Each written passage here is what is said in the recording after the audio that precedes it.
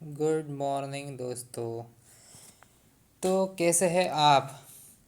आज थोड़ा एक दो दिन गैप के बाद मैंने सोचा कुछ नया टॉपिक पढ़ा देते हैं। तो इसलिए मैंने सोचा क्यों ना आज वर्क एंड एनर्जी के बारे में थोड़ा जानते हैं, जो कि चैप्टर 9 है। नहीं, क्लास 9 के एनसीईआरटी साइंस क्लास 9 के चैप्टर 11 है। ठीक है, तो चलिए उसके बारे में थोड़ा जानते हैं। तो सबसे बारे में जानते हैं एनर्जी के बारे में। ठीक है, तो एनर्जी क्या है? एनर्जी है कि एनर्जी एक ऐसी शक्ति है जो अपने को एक्टिविटीज़ करने के लिए लगती है। ठीक है, तो क्या है energy? Activities like playing, singing, reading and all etcetera, ये सब परफॉर्म करने के लिए हमें चाहिए एनर्जी। एनर्जी मतलब शक्ति चाहिए। ठीक है, बिना शक्ति के मुझ हम ऐसा कुछ कर ही नहीं पाएंगे। ओके, तो ये होती है एनर्जी। और और अभी देखते हैं वर्क के बारे में। एनर्जी के पे फिर से अपन आएंगे, हम आएंगे। थोड़ा पहले क्यों ना वर्क के बारे में देख लिया जाए। ठीक है, तो आइए वर्क देखते हैं। तो वर्क का मतलब क्या है, तो इसको हिंदी में क्या बोलते हैं? वर्क मतलब काम। ठीक है, तो काम। तो काम करने के लिए हमें क्या चाहिए? काम करने के लिए हमें एनर्जी चाहिए। ठीक है, बिना एनर्जी के कोई काम नहीं कर सकता। अभी देखिए, अपन कुछ चलते हैं, दौड़ते हैं, कुछ भी काम करते तो अपन पहले खाना खाते हैं ना। खाना खाने के बाद ही हम लोग ये सब काम कर सकते हैं। ठीक है, तो एनिमल्स में क्या होता है? एनिमल्स में एनर्जी सप्लाई होती है। कैसे? क्योंकि वो खाना खाते हैं। ठीक है, वो फूड दे ईट, खाना खाने से उनमें एनर्जी आता है। और मशीन्स में क्या होता है? मशीन्स तो खाना नहीं खाते। तो फिर मशीन्स में क्या होता है? मशीन्स में एनर्जी आती है फ्यूल से। अभी देखिए, आप बाइक चलाते हैं। ठीक है, तो बाइक कैसे चलती है? बाइक में अपन पेट्रोल डालते हैं, डीजल तो नहीं डालते, पेट्रोल डालते हैं। इलेक्ट्रिक की बाइक रही तो उसको चार्जिंग करते हैं, सीएनजी वाले रही तो उसमें सीएनजी डालते हैं। ठीक है, ये सब करने के बाद ही एनर्जी आती है, और उससे एनर्जी से बाद में वर्क जनरेट होता है।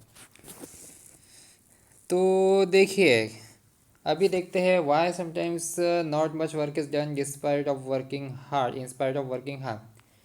तो ऐसा यहाँ पे ये बोलना चाहता है कि इनको एक प्रश्न पड़ गया कि हर बार तो अपन हार्ड वर्क करते हैं, बट फिर भी ज़्यादा काम क्यों नहीं हो पाता है? ठीक है, का मतलब मेहनत तो हम बहुत करते हैं, फिर भी ज़्यादा काम नहीं हो पाता, नहीं क्या?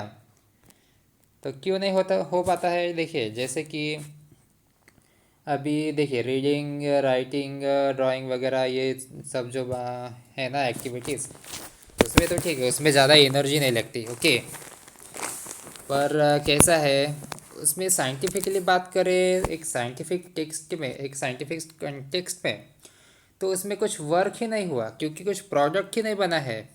अपने को पता है कि हाँ, हमने लिखा है, और थोड़ा मतलब रीडिंग किया तो कुछ अपने दिमाग में कुछ नॉलेज भरा है, थिंकिंग किया है तो कुछ सोचा है, एनालिसिस किया है तो कुछ समझा है, ये सब हमने किया है। पर फिर भी साइंस की डेफिनेशन से देखें तो इसमें कुछ काम ही नहीं हुआ है। अब ये देखिए, ये एग्जांपल देखिए। A man is completely exhausted in trying to push a rock wall, but work done is zero as wall is stationary। तो इसमें क्या है? देखिए, ये बोलता है कि एक आदमी एक दीवार को धक्का देने की कोशिश कर रहा है। एक दीवार को धक्का देने की कोशिश कर रहा है, पर दीवार तो एकदम ऐसा है ना, एक ही जगह पे है, वो तो मूव नहीं होने वाली। तो फिर अगर कुछ मूवमेंट ही नहीं होने वाला है, तो फिर इसमें अपन बोल सकते हैं कि वर्क डन ज़ीरो है। ठीक है, क्योंकि कुछ मूवमेंट ही नहीं हुआ, इसलिए। और अभी देखिए दूसरा example. A man standing still with heavy suitcase may be tired soon, but he does no work in this situation as he stationary. अभी देखिए, मैं अभी कहीं पे जाता हूँ तो सूटकेस लेके जाता हूँ, और अगर मैं ट्रेन का वेट करता हूँ सूटकेस ऐसे हाथ में पकड़ के, तो मैं सूटकेस पकड़ पकड़ के थक जाऊँगा, पर कुछ काम एक्चुअल में नहीं होने वाला, क्योंकि मैं तो एक ही जगह पे खड़ा हूँ ना। ना ही कुछ मूवमेंट हुई, ना ही कुछ डिस्प्लेसमेंट हुई, कुछ भी नहीं। मैं एक ही जगह पे खड़ा हूँ, बस मेरी एनर्जी उसमें जा रही है, पर वर्क कुछ भी डन नहीं हो रहा है। ठीक है, कुछ भी काम नहीं हो रहा है। इसलिए इसमें भी कुछ वर्क हो ही नहीं रहा है, साइंस की भाषा में बोले तो, ठीक है। सो अभी देखते हैं कि वर्क कब होता है। When we can say that work is done, तो कब होता है, देखिए वर्क होता है जब एक मूविंग ऑब्जेक्ट रेस्ट में आता है। जैसे कि एक गाड़ी चल रही है, एक गाड़ी चल रही है और हमने उसको ब्रेक लगाए, तो ब्रेक लगाने पे क्या हो गया कि वो बाइक रुक गई। तो रुकने के लिए उसमें एनर्जी का क्या यूज़ हुआ, ब्रेक दबाए, ब्रेक के बाद उधर जाके ब्रेक शू व्हील पे लगा और उससे गाड़ी रुक गई। तो इसमें काम हो गया, हुआ, ठीक है, गाड़ी रुकने का काम हुआ।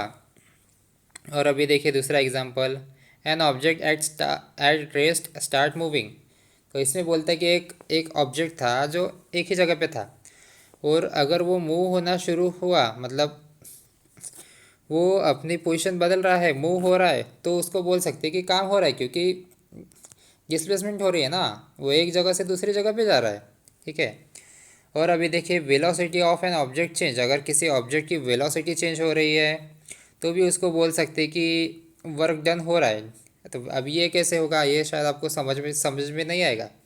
तो देखिए वेलोसिटी क्या होता है, change in respect of motion, मतलब थोड़ा मैंने एग्जैक्टली ये पूरी थियोरेटिकल डेफिनेशन नहीं है, मतलब जस्ट बोल रहा हूँ कि वेलोसिटी क्या है। अभी देखिए आप 10 के एम्पेज की स्पीड से जा रहे हैं, और बाद में आपने एक्सलरेटर दिया, आपकी गाड़ी की स्पीड हो गई 15।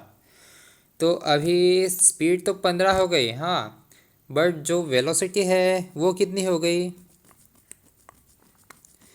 वेलोसिटी हो गई 5।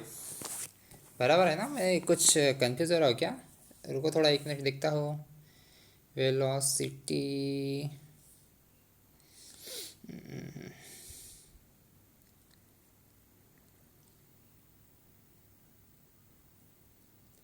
हाँ, तो वेलोसिटी में क्या होता है कि उसमें डायरेक्शन भी होती है, ठीक है। तो डायरेक्शन भी थोड़ा याद रखिए, वेलोसिटी में डायरेक्शन होता है और स्पीड में डायरेक्शन नहीं होता है, ऐसा है। और देखिए और अगर shape of an object changes, तो अगर के कोई ऐसा माटी का ऑब्जेक्ट है, ठीक है, तो माटी का ऑब्जेक्ट है, उस पर अपन फोर्स लगाए तो उसका उसका शेप चेंज हो गया, तो इसमें भी अपन बोल सकते हैं कि हाँ, उसका शेप चेंज हो गया, तो उस पर वर्क डन हो गया है, ठीक है। अभी देखिए देखते हैं कि साइंटिफिक कंसेप्ट ऑफ वर्क, तो वर्क का एक साइंटिफिक डेफिनेशन क्या होता है। तो वर्क डन हम लोग हुआ ये कब बोल सकते हैं कि एक फोर्स से किसी बॉडी मोशन में आती है ना, तब अपन बोल सकते हैं कि हाँ यहाँ पे वर्क हुआ है, ठीक है। तो देखिए क्या बोलता है कि force is applied on body and body body moves under the influence of force. तो देखिए अभी एक ऐसा बॉल है, ठीक है, एक बड़ा सा बॉल है, या फिर आप देखिए कि साइकिल है। आपने वो एक रेस में थी, आपने उसको धक्का लगाया और वो चलना शुरू हो गई, तो क्या बोल सकते कि पहले रेस्ट में थी, बाद में वो मोशन में आ गई। तो फिर इसमें हम बोल सकते कि इसमें वर्क हुआ है, वर्क डन हुआ है, ठीक है। अभी वर्क होने के लिए कंडीशन चाहिए, दो कंडीशन चाहिए। तो पहली कंडीशन क्या है, उस बॉडी पे फोर्स अप्लाई होना चाहिए, force is necessary, okay, without force कुछ भी नहीं होने वाला। तो फोर्स नेसेसरी है। और कैसा है, दूसरी कंडीशन ये है कि बॉडी शुड बी डिस्प्लेस्ड, मतलब बॉडी एक जगह से दूसरी जगह पे जानी चाहिए, उसके सिवा वर्क हुआ ये अपन मान नहीं सकते। अभी देखिए इसमें क्या है, देखिए वर्क इज़ डन व्हेन, कैसा है, एक साइकिलिस्ट अपनी साइकिल के पेडल मारता है, तो पेडल मारता है तो काम होता है, साइकिल आगे आगे बढ़ती है, तो यहाँ पे वर्क होता है। और दूसरा एक एग्जांपल ये है कि a man is lifting load in upward and downward direction. अभी एक कुली से है, देखिए कुली एक कुछ बैग वगैरह सर पे रखता है, नीचे रखता है, तो इसमें क्या होता है, मोशन होती है, डिस्प्लेसमेंट होती है, सामान की डिस्प्लेसमेंट होती है, थोड़ी मोशन होती है। तो इसमें हम बोल सकते हैं कि वर्क डन हुआ है, ओके।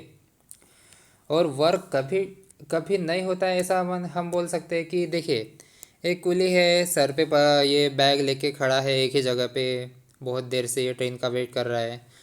तो इस इस बात इसमें हम ये नहीं बोल सकते कि वर्क हुआ है, क्योंकि वो कूली तो एक ही जगह पे खड़ा है, भले उसकी एनर्जी लग रही है बट कुछ डिस्प्लेसमेंट नहीं हो रही है ना, तो इसलिए यहाँ पे वर्क नहीं हो रहा है।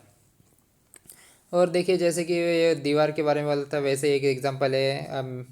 एक आदमी बड़े से पत्थर को फोर्स लगा रहा है, बट बड़ा पत्थर है, आदमी छोटा सा है, तो मूव तो नहीं होने वाला है, तो इसमें भी कुछ वर्क होगा नहीं।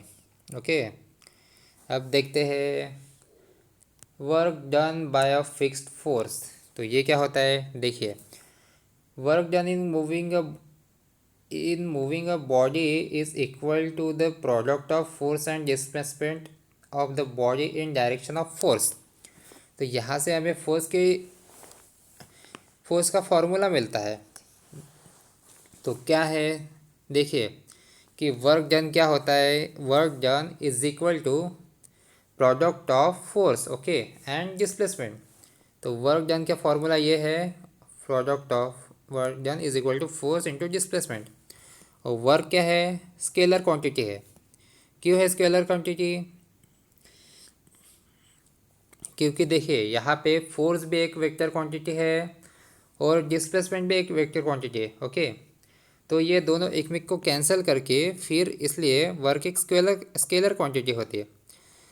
अभी स्केलर और वेक्टर के बारे में आपको तो थोड़ा पता रहना चाहिए कि स्केलर क्वांटिटी क्या होती है। स्केलर क्वांटिटी इज़ लाइक एक ऐसे क्वांटिटी, या फिर ऐसा बोल सकते हैं टर्म लाइक स्पीड वगैरह, ऐसा जहाँ में डायरेक्शन नहीं होती है। ओके, स्केलर में डायरेक्शन नहीं होती, और वेक्टर में क्या होता है, वेक्टर में डायरेक्शन होता है। ओके, तो थोड़ा याद रखिए कि work is a scalar quantity, ये थोड़ा इंपॉर्टेंट है। अब देखिए वर्क का यूनिट क्या होता है, वर्क का यूनिट होता है न्यूटन मीटर और जूल। ये कैसे है आपको पता है क्या, अभी देखिए फोर्स का क्या है, फोर्स का है न्यूटन, ठीक है। वर्क इज इक्वल टू का क्या है, फोर्स इनटू डिस्प्लेसमेंट, ठीक है। तो फोर्स का क्या है, ऐसा यूनिट न्यूटन है। और डिस्प्लेसमेंट का क्या है, मीटर, तो इसलिए इसका यूनिट आया न्यूटन मीटर। और न्यूटन मीटर को ही हम क्या बोलते हैं, जूल, इसलिए इसका यूनिट है न्यूटन मीटर और जूल। तो देखिए क्या है, when a force of 1 newton moves a body through a distance of 1 metre. जब एक न्यूटन का फोर्स लगा के जब एक न्यूटन का फोर्स लगा के हम बॉडी को 1 मीटर मूव करते हैं, तो उससे हम क्या बोल सकते हैं कि 1 जूल का वर्क डन हुआ। देखिए थोड़ा ध्यान से सुनिए कि 1 न्यूटन का फोर्स लगाया, ठीक है, 1 न्यूटन का फोर्स लगाया, और वो फोर्स लगाने से एक बॉडी 1 मीटर मूव हो गई, ठीक है। और उससे क्या हो गया बाद में, इसकी वजह से एक वर्क डन हुआ, वर्क डन कितना, 1 जूल का। ओके, ठीक है, तो ये थोड़ा याद रखिए। और हाँ, ये थोड़ा एग्जांपल रखिए कि या एक आदमी सीढ़ी चल रहा है, ठीक है, सीढ़ी चढ़ रहा है, तो क्या है, क्या हो रहा है, आदमी मूव हो रहा है, और प्लस वो एक फोर्स के अपोजिट डायरेक्शन में काम कर रहा है। और कौन सा फोर्स के अपोजिट डायरेक्शन में काम कर रहा है, ये देखिए, ये यहाँ पे रहता है ग्रेविटी। ओके, डाउनवर्ड डायरेक्शन में रहता है। और आदमी कैसे जा रहा है, आदमी ऐसे इसको सीढ़ियों को नीचे पुश करके अपवर्ड डायरेक्शन में जा रहा है, तो ये अपोजिट डायरेक्शन में फोर्स लगा रहा है। तो इसमें इसलिए बोल सकते हैं कि यहाँ पे वर्क डन हो रहा है, मतलब काम हो रहा है, ठीक है। अभी वर्क डन हुआ कि नहीं हुआ, ये कौन से फैक्टर पे डिपेंड करता है, कि मतलब कितना काम हुआ कितना नहीं हुआ।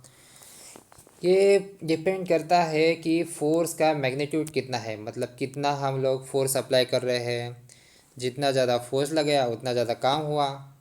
अभी देखिए आपने किसी को एक पंच मारा तो उसको लगेगा, पर अब अगर आपने वही एक किसी डंडे से मारा तो उसको ज़्यादा लगेगा, तो फिर ज़्यादा फोर्स अप्लाई किया तो उसको ज़्यादा लगने वाला है।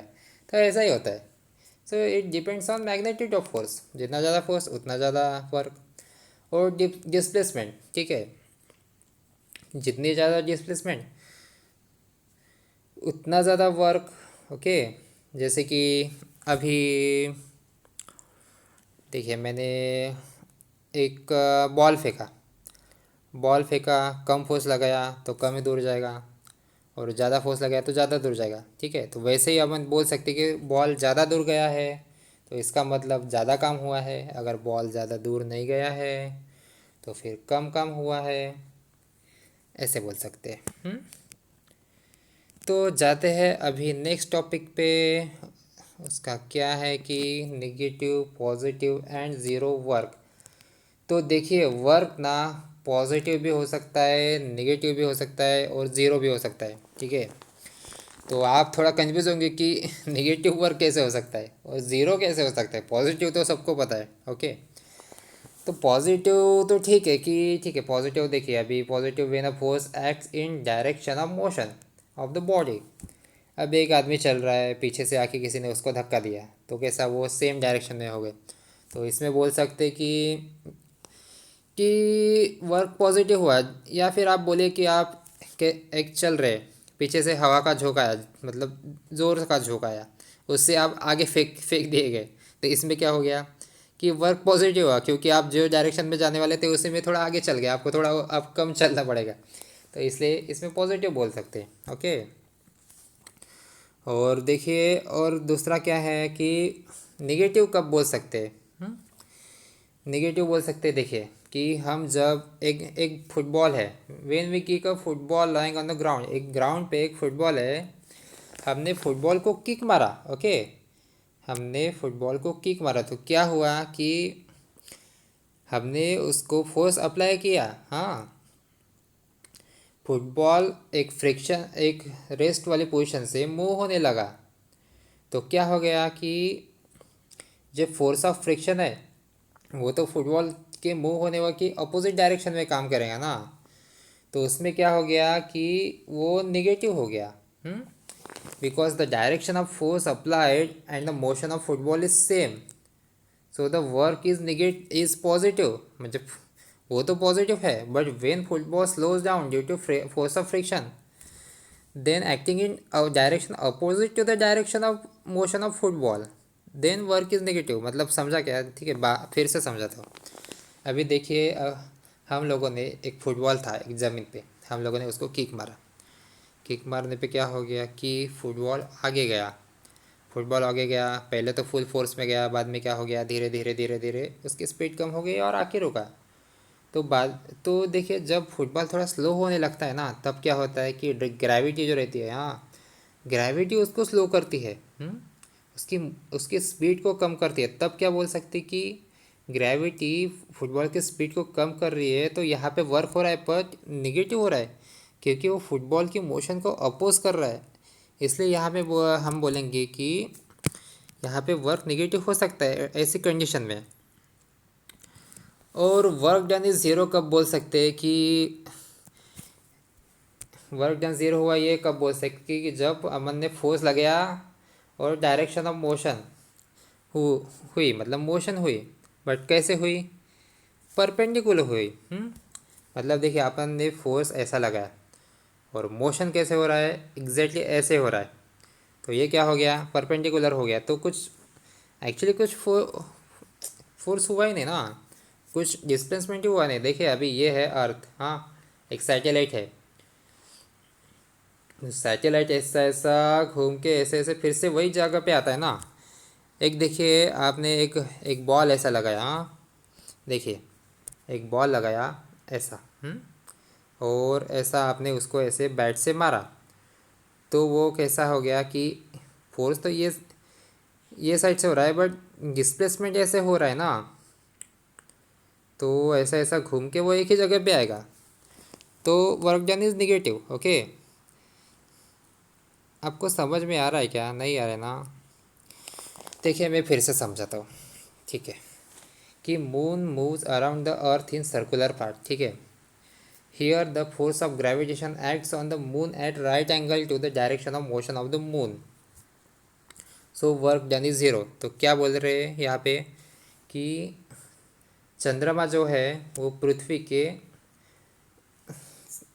आगे, पृथ्वी के चक्कर लगाता है। ओके, और force of gravitation acts on moon at the right angle, और पृथ्वी का जो फोर्स ऑफ ग्रेविटेशन है, ओके, तो वो कैसा है कि राइट एंगल रहता है। ये देखिए ये देखिए फोर्स ऑफ ग्रेविटेशन हो गया, ओके।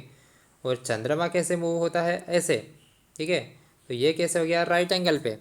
तो यहाँ पे अपन बोल सकते कि वर्क डन कुछ हुआ ही नहीं, ज़ीरो हो गया, क्योंकि ये ऐसा घूम के फिर से ऐसा ही आने वाला है एक ही जगह पे।